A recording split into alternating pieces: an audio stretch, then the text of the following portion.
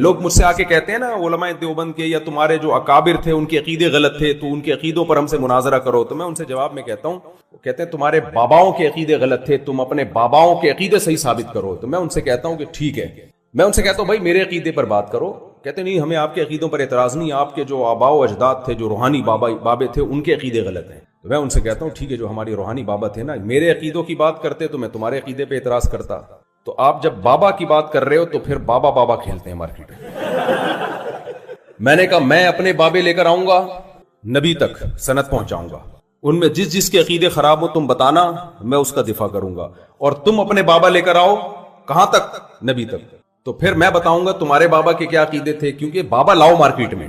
دیکھو جب ایک دوسرے کو گالیاں دے رہے ہوتے ہیں تو ایک دوسرے کی مقابلہ، آپ مجھے گالی دے رہے ہو میں اپنا دفاع کروں گا، آپ کو برا بلا کہوں گا، آپ اپنا دفاع کرو گے، لیکن جب آپ بولو گے مفتی صاحب تمہارے ابا ایسے، تو میں جواب میں کیا کہوں گا؟ تم ایسے یا تمہارے ابا ایسے؟ پھر میں کہوں گا تمہارے ابا ایسے۔ آپ کہو گے آپ کے دادا ایسے تھے، میں کہوں گا تیرا دادا ایسا تھا۔ آپ کہو گے آپ کے پردادا ایسے تھے، میں کہوں گا تیرا ہوگا پردادا ایسا۔ کیا خیال ہے؟ یہی لیول کا مقابلہ تو یہی ہوتا ہے۔ اب مجھے ایک بات بتاؤ، میں آپ سے کہوں، آپ مجھ سے کہو آپ کے ابا ایسے تھے، میں کہوں تیرے ابا ایسے تھے، آپ کو میرے ابا تھے ہی نہیں، آپ کو میرے تو ابا ہی نہیں ہے، تو میں کہوں گا یار میرے ابا جیسے بھی تھے تو نا، جس کے ابا ہو برے ہو وہ زیادہ اچھا ہی ہے جس کے ابا ہی نہ ہو۔ تو یاد رکھو جیسے ایک جسمانی نسب ہوتا ہے جسمانی طور پر حلال ہونے کے لیے، ایسے ہی ایک روحانی نسب ہوتا ہے روحانی طور پر حلال ہونے کے لیے۔ تو جب بھی کوئی اپنے آپ کے اکابر اور بزرگوں کے عقیدے پہ اعتراض کرے، آپ بولو تم اپنے بزرگ مارکیٹ میں لے کر آؤ، وہ نہیں لا سکتا قیامت تک، وہ نہیں لائے گا، کیونکہ جتنے بھی لوگ آج کل چل رہے ہیں نا جو نئے یہ 2-3 پشتوں کے بعد ہمارے ہی اکابر سے جا کے ان کا سلسلہ جڑے گا، اور یہ اپنی نسبت ان اکابر کی طرف کر نہیں سکتے، تو ان کو اکابر لیس ہونا پڑتا ہے، بابا لیس ہونا پڑتا ہے، اور جب کوئی بابا لیس ہو گیا تو روحانی طور پر وہ اب ثابت النسب نہیں ہے، کیونکہ یہ قرآن کہہ رہا ہے یعلمہم، نبی سکھائیں گے، پھر صحابہ کو تابعین کو سکھائیں گے، تابعین تبع تابعین کو، یہ روحانی طور پر سلسلہ صدیوں سے اب تک چلا آنا ضروری ہے۔ بعض لوگ ایسے جب ان سے کہو کہ تمہارے بابے کون ہیں، وہ امام بخاری پیش کر دیتے ہیں کہ یہ ہمارے بابے ہیں۔ یہ ایسے ہی ہے جیسے میں کہوں تمہارا تو ابا ہی نہیں، آپ کو نوح علیہ السلام میرے والد محترم تھے۔ بھائی نوح علیہ السلام کیسے ڈائریکٹ پیدا ہو گیا ہے کیا تو بھائی؟ تو نوح علیہ السلام کا کوئی بچہ ہوگا پھر ان کا بیٹا ہوگا، ڈائریکٹ کیسے پیدا ہو گیا؟ تو اس لیے ہمارا سلسلہ تواتر کے ساتھ نبی تک پہنچ، جس کا سلسلہ پہنچے گا تو پہلی علامت ہے برحق ہونے کی، یہ پہلی علامت ہے، لیکن یہ کافی نہیں ہے، اس کے بعد پھر بحث کی جائے گی کہ اس کا عقیدہ غلط ہے یا صحیح ہے، کیونکہ اسی سلسلے میں بہت سے لوگ گمراہ بھی ہوئے ہیں، لیکن سلسلہ ہونا ضروری ہے۔ یہ نہیں ہو سکتا کہ جی بغیر تلمذ کے، بغیر اساتذہ کے، بغیر مشائخ کے، آپ وہ میں پشتو میں کہتے ہیں اخپل طریقے سے میں خود علم میں نے حاصل کیا، اخپل علم معتبر نہیں ہے، اخپل طریقے سے آج کل شادی نہیں ہوتی، علم کہاں سے آئے گا؟ تو بس بیان کو میں سمیٹ کے ختم کرتا ہوں، تو آپ جو علم حاصل کر رہے ہو اطمینان کے ساتھ، چند باتیں بس 2-3 باتیں اور آپ کے سامنے کروں گا۔ دیکھو کچھ جب انسان کوئی بڑی چیز حاصل کر رہا ہوتا ہے، ملم قرآن میں کیا ہے، لئن شکرتم لازیدنکم ولئن کفرتم ان عذابی لشدید۔ اللہ تعالیٰ کی عادت ہے کہ جس شخص کو اپنے کام کی خود ہی اہمیت نہ ہو تو پھر اللہ کی نظر میں بھی اس کی اہمیت نہیں رہتی۔ اگر آپ دین کا علم حاصل کر رہے ہو اور آپ کو اس علم کے بارے میں کہ کتنا قیمتی علم ہے خود ہی احساس نہیں ہے تو پھر اللہ کی نظر میں بھی آپ کی کوئی قیمت نہیں ہے۔ تو چند چیزیں ایسی ہیں جو اس کا ثبوت ہوتی ہیں کہ آپ کی نظر میں واقعی اس علم کی بڑی اہمیت ہے۔ سب سے پہلی چیز جو آپ کے اساتذہ اور مشائخ ہیں، آپ ان کا احترام کتنا کرتے ہیں۔ جب کوئی بہت قیمتی چیز دے رہا ہوتا ہے تو تکبر سے لی جاتی ہے یا جھک کے لی جاتی ہے بھائی؟ ایسے تمیز سے اس کو آپ کو کوئی گفٹ دے رہا ہے نا، تو سب سے قیمتی چیز دین کا علم ہے جو آپ کے اساتذہ اور مشائخ آپ کو دے رہے ہیں۔ یہ تکبر کے ساتھ حاصل نہیں ہوتا، حاصل ہو تو جائے گا لیکن وہ جو اس کی برکت ہے، جو روحانیت ہے، وہ نہیں آئے گی، الٹا گمراہی پھیلاؤ گے جا کے۔ ادب تمیز کی ایک صورت ہے، ایک حقیقت ہے۔ صورت یہ ہے کہ اساتذہ کے سامنے خاکسار، وہ ایک آدمی سے کسی نے پوچھا کہ تیرا نام کیا ہے، اس نے کہا کلب حسین، حسین کا کتا۔ اب اس آدمی کا نام تھا چنگیز خان یا سمندر خان، بڑا متکبرانہ سا نام تھا۔ سامنے والے کا نام کیا تھا؟ کلب حسین، حسین کا کتا۔ اب اس نے کہا وہ میرا جب نام پوچھے گا میں تو بہت ہی خطرناک نام ہے، قیامت خان، تکبر والا نام ہے، تو مجھے بھی کوئی ایسا تواضع والا نام لینا چاہیے، کیا خیال ہے؟ کلب حسین، حسین کا کتے جیسا کوئی، میرا بھی کوئی ایسا۔ اب سوچ میں پڑ گیا، اس نے پوچھا تو بتا تیرا نام کیا ہے؟ کہتے خنزیر اللہ۔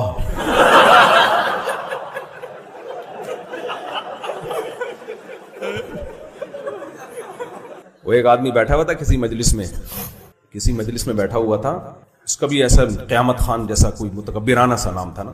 اب ناموں کی پر بحث چل رہی تھی، اس نے پوچھا آپ کا نام کیا ہے؟ اس نے کہا ابراہیم خان۔ یہ بھائی یوسف خان، عیسیٰ خان، موسیٰ خان۔ یہ پریشان ہو گیا کہ سارے پیغمبروں کے نام آ رہے ہیں، میرا نام عجیب سا اس میں لگے گا سمندر خان، تو یہ بھی کسی پیغمبر کا نام سوچ لیتا، لیکن وہ نام بھی نکل جاتا۔ تو سب کے نام ہو گئے، آدم خان، نوح خان، یحییٰ خان، سارے کمپلیٹ ہو گئے نا۔ یہ بیچارہ فارغ، اس سے پوچھا تم بتاؤ تمہارا نام کیا ہے؟ کافی غور کر کے کہتے ہیں پروردگار خان۔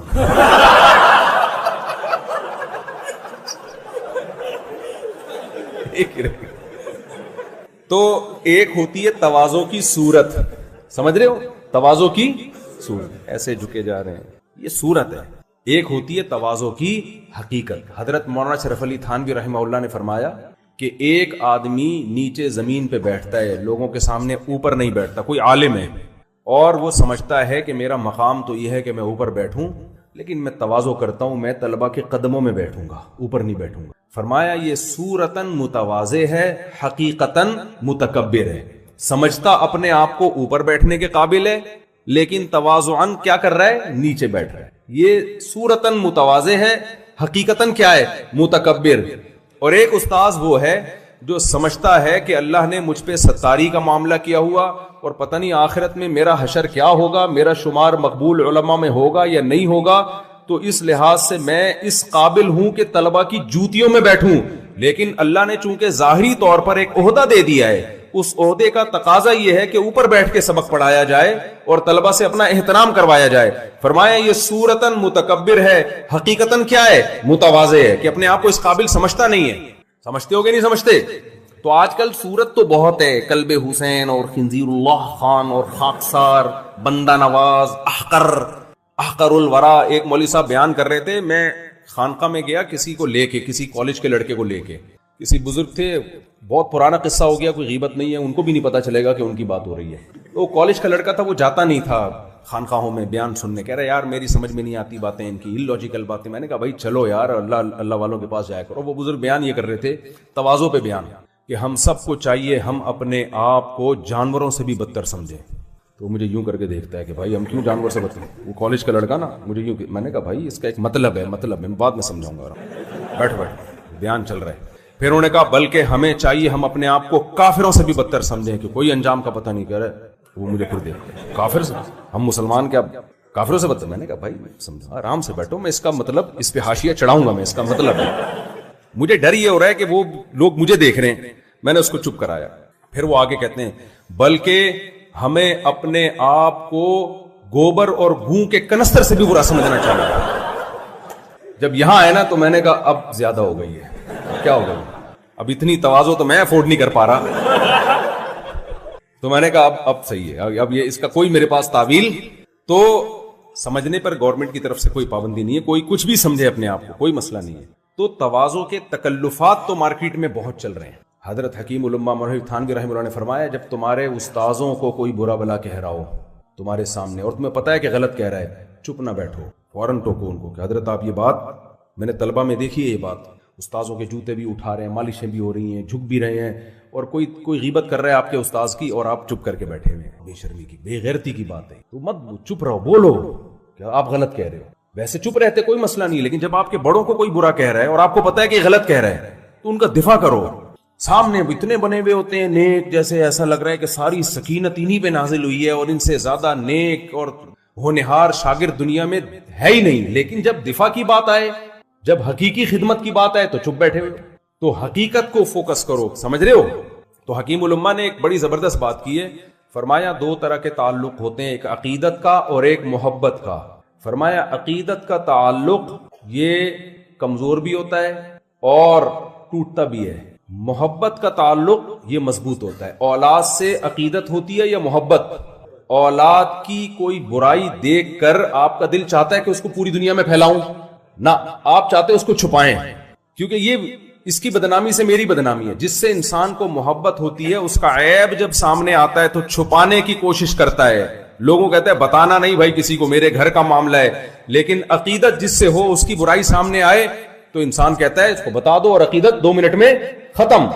تو محبت کا تعلق یہ عقیدت سے زیادہ مضبوط. عقیدت بھی رکھو لیکن محبت کا تعلق استاذوں سے عقیدت سے زیادہ محبت ہونی چاہیے.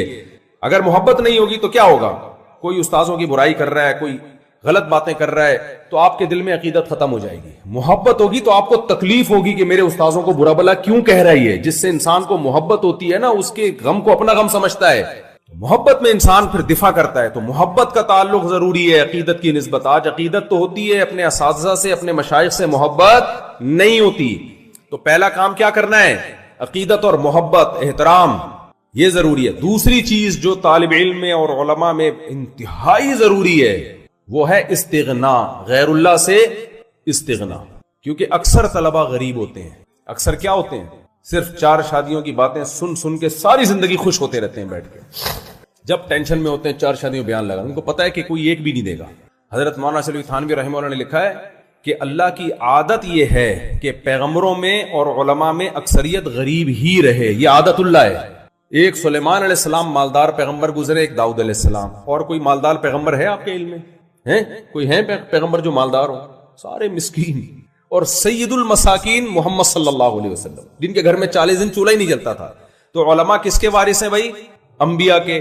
تو ان میں بھی اللہ کی عادت یہی ہے کہ جیسے انبیاء میں اکثر غریب ہیں تو علماء میں بھی اکثریت ہمیشہ غریب ہی رہے گی. اس لیے آپ بھول جاؤ. آپ کا خیال یہ تھا کہ اب شاید کچھ دن میں حالات آگے چل کے اچھے ہو جائیں. اکثر علماء کیسے رہیں گے؟ غریب.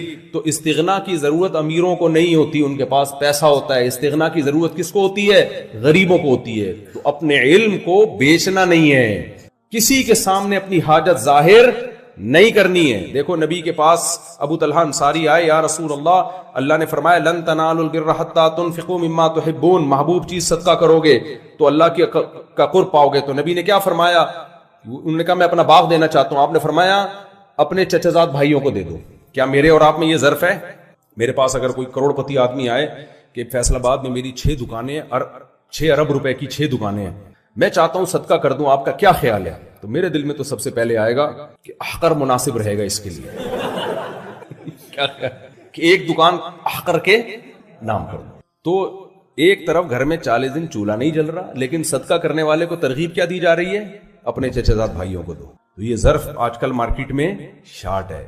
تو استغنا کے ساتھ جب جئیں گے تو یہ اس کی علامت ہوگی کہ آپ کے پاس جو علم ہے آپ کو اس کی اتنی قدر ہے کہ اب آپ کو کسی اور چیز کی ضرورت نہیں ہے. ولی اللہ اس وقت تک نہیں بن سکتا جب تک 2 چیزوں کی محبت اس کے دل سے نہیں نکلے گی. اس وقت تک اللہ کی نہیں آ سکتی. وہ ہے حب مال اور حب جاہ. یہ 2 یاد کر لیں. حب مال کا مطلب روکھڑے سے محبت، روکھڑا سمجھتے ہیں؟ پیسے سے محبت. اور دوسری چیز ہے جاہ، عزت اور شہرت کی لالچ، بڑا بننے کا شوق. بڑا سے مراد ہر محفل میں میری ٹانگ اونچی رہے. گناہ تو پہلے سبھی چھوڑا کرتے تھے، سبھی بچتے تھے، لیکن یہ جو دل ہے نا، دل یہ خراب ہونا شروع ہو گیا تھا. بہت سے لوگ بظاہر بڑے نیک ہوتے ہیں، لیکن آپ جب پیسوں کے معاملات کرو تو پتہ لگتا ہے کہ اس کے دل میں دولت کی محبت کے پورے پورے گٹر ابل رہے ہیں. یہ کہے گا کہ میری کھال چلی جائے مگر میرا پیسہ نہ جائے. تو صوفیاء کرام اس کی کوشش کرتے تھے. جیسے میڈیکل سائنس میں ڈاکٹرز ہوتے ہیں نا، پہلے تو ڈاکٹر نہیں ہوا کرتے تھے، یعنی یہ میڈیکل سائنس نے اتنی ترقی نہیں کی تھی. ڈاکٹر تو ہمیشہ سے حکیم ہوتے تھے پہلے. لیکن اب کیا ہے کہ بہت سارے تجربوں کے بعد دوائیں ایجاد ہو گئیں. بھئی دماغی طاقت کے لیے، یہ فلانی بیماری کے لیے. ابھی کرونے کے تجربے سے گزر رہے ہیں، تب ہو سکتا ہے اگلے سال کوئی دوا ایجاد ہو جائے، لیکن وہ ایجاد ہونے میں بھی کئی لوگوں پہ تجربے ہوں گے پہلے. تو ایسے ہی باطن کی اصلاح کے لیے اہل اللہ نے کیا کیا کہ انہوں نے کہا کہ بھئی یہ ظاہری طور پر تو نیک بن جاتے ہیں، نماز پڑھ لیتے ہیں، زکوٰۃ بھی دے لیتے ہیں، اور جو ٹوٹے پھوٹے شریعت کے حکام ہیں وہ بھی کر لیتے ہیں, لیکن اندر سے معاملہ کیا ہو رہا ہے؟ خراب. اور اسلام نام ہے ظاہر اور باطن. یہ جو 6 فٹ کا 5.5 فٹ کی باڈی ہے اس کو بھی ٹھیک کرو اور اندر سے دل کو بھی ٹھیک کرو. اور اس باڈی کے اور اندر کے دل کے ٹھیک ہونے میں فرق کیا ہے؟ اوپر سے باڈی صرف ٹھیک ہو جائے نا, اندر سے حساب ٹھیک نہ ہو, سکون تو ملے گا ہی نہیں, سوال ہی پیدا نہیں ہوتا. اور باڈی بھی ہر وقت اس بات کا امکان رہے گا کوئی غلط کام شروع کر دے. اور اندر کے سیٹ اپ کو درست کر لیا نا تو ایسے ہے جیسے GHQ پہ قبضہ ہو گیا. بھائی جب بغاوت ہوتی ہے, ماشاء اللہ آتا ہے, فوج اقتدار سنبھالتی ہے, تو سب سے پہلے کہاں قبضہ ہوتا ہے؟ یعنی سارا کنٹرول GHQ کا آ جاتا ہے نا. جتنے بھی میڈیا کے ذرائع, جنرل مشرف نے نہیں جب وہ کیا تھا سارا, تو جتنے بھی پیک کے عہدے ہیں, ایسے مقامات ہیں, حساس ادارے, سب سے پہلے ان کو کنٹرول میں لیا جاتا ہے. تو اسی طرح میرے بھائی یہ جو ہمارا سینے کے اندر دھڑکتا ہوا دل ہے, نبی صلی اللہ علیہ وسلم نے ارشاد فرمایا الا ان فی کل جسد مضغہ اذا صلحت صلح الجسد كله واذا فسدت فسد الجسد كله الا وهي القلب. فرمایا خبردار سنو, ہر شخص کے سینے میں ایک چھوٹا سا گوشت کا ٹکڑا ہے, چھوٹا سا ٹکڑا ہے, لیکن وہ ایسا قیمتی ہے کہ جب وہ صحیح ہو جائے تو پوری باڈی صحیح ہو جاتی ہے, جب وہ خراب ہو جائے تو پورا جسم خراب. دیکھو یہ مادی اعتبار سے بھی ہے, روحانی اعتبار سے بھی, ظاہری اعتبار سے بھی. اگر آپ کی صحت خراب ہونا جب شروع ہوتی ہے تو سب سے پہلے کہاں سے پتہ چلتا ہے؟ دل سب سے پہلے بوڑھا ہوتا ہے, اس کے بعد آہستہ آہستہ باقی ساری چیزیں خراب ہوتی ہیں. کہتے ہیں نا دل گھبرا جاتا ہے جلدی, دل صحیح, نبض چیک کی تو وہ 100 تک بھاگ ہی جا رہا ہے, نبض دھڑک رہی ہوتی ہے لوگوں کی. میں حیران ہوتا ہوں, کسی کی 92, جوان لوگوں کی, کوئی 90 پہ آیا ہوا ہے, کوئی 92 پہ آیا ہوا ہے, کوئی 80-85 پہ آیا ہوا ہے. جوان آدمی کی جو نبض ہے نا وہ 72 سے جتنا اوپر ہوگی تو اس کا مطلب دل کی سیٹنگ کیا ہے؟ میں یہ نہیں کہہ رہا بیمار ہے, لیکن سیٹنگ معیاری نہیں. 72 بہت, اور جتنا کم ہوگی اس کا مطلب کیا ہے؟ دل کیا ہے؟ بول لو نا کیا جا رہا ہے؟ خاندانی. بھائی آپ اپنی نا نبض تمیز سے کسی وقت بیٹھ کے چیک کرنا کتنی دھڑک رہی ہے. 72 سے اگر کم ہے تو اس کا مطلب ایک تو بیماری کی وجہ سے کم ہو جائے, بلڈ پریشر لو, وہ نہیں, نارمل کنڈیشن میں. میں بھی ایک ایتھلیٹ سے ملا ہوں, اس کی نبض کے 55 ہے, 55. اس کا مطلب پتہ ہے کیا ہوتا ہے؟ اس کا مطلب یہ ہوتا ہے کہ آپ کے دل کو بلڈ کو سرکولیٹ کرنے کے لیے ورکنگ کم کرنا پڑ رہی ہے. تھوڑی سی ورکنگ میں کام 72 والا ہو رہا ہے. ارے جس کا دل 55 دفعہ دھڑک رہا ہے بلڈ پریشر لو ہونے کی وجہ سے نہیں, ویسے ہی, تو اس کا مطلب ہے وہ 55 دفعہ دھڑک کے وہ کام کر رہا ہے جو ایک نارمل آدمی کا اس کام کو کرنے کے لیے 72 دفعہ دھڑکنا پڑتا ہے. نہیں آ رہی بات میرا خیال ہے. تو اس کا مطلب صحت مند کس کا ہے؟ 55 والے کا, 72 والے کا؟ 55 والے کا. سمجھتے ہو کہ نہیں سمجھتے ہو؟ تو 55 تو خیر بہت ہی, کوئی دنیا میں چند ایک لوگوں کا ہی ہوگا, لیکن 65 70 ہٹو بچوں ہے. اچھا یہ بات آئی گئی ہے تو یہ ہوتا کیسے ہے, اس کو سیٹنگ پہ لائیں گے کیسے؟ یہ آتا ہے جاگنگ سے اور ایکسرسائز. دل کو دھڑکائیں, خوب ورزش کریں, اسٹیمنا بڑھائیں اپنا, تو یہ انشاءاللہ آہستہ آہستہ کس پہ آ جائے گا؟ سیٹنگ پہ. خیر ابھی ہم کوئی اس جسمانی دل کی بات کے لیے یہاں بیٹھے نہیں ہیں, وہ تو آپ کو ڈاکٹر حضرات بتائیں گے. اور افسوس کی بات اکثر ڈاکٹروں کا 90 دفعہ دھڑک رہا ہے. ڈاکٹر صحت کے نسخے بتاتے تو ہیں مگر خود عمل نہیں کرتے. بتا رہے ہوں گے سگریٹ پینا صحت کے لیے نقصان دہ, اور آپ جاؤ گے تو سگریٹ پی رہے ہوں گے وہ. تو اس لیے ڈاکٹروں کی باتوں پہ عمل کیا کرو, ان کی زندگی کو فالو مت کرو. سمجھ رہے ہو؟ باتیں اچھی کرتے ہیں. تو یہ جو روحانی دل ہے یہ بھی کیا ہوتا ہے؟ بیمار ہوتا ہے. نبی صلی اللہ علیہ وسلم نے فرمایا جب یہ بیمار ہوتا ہے تو پوری باڈی کیا ہو جاتی ہے؟ خراب. انسان کو سکون نہیں ملتا, انسان کے جسم سے نکلنے والے اعمال اچھے نہیں ہوتے. ہم پھر اس ظاہر پہ محنت کر رہے ہوتے ہیں. میں نے وہ بیان کیا تھا نا کہ اپنا مکان کوئی ضرورت نہیں ہے, انسان کی بنیادی ضرورت نہیں ہے.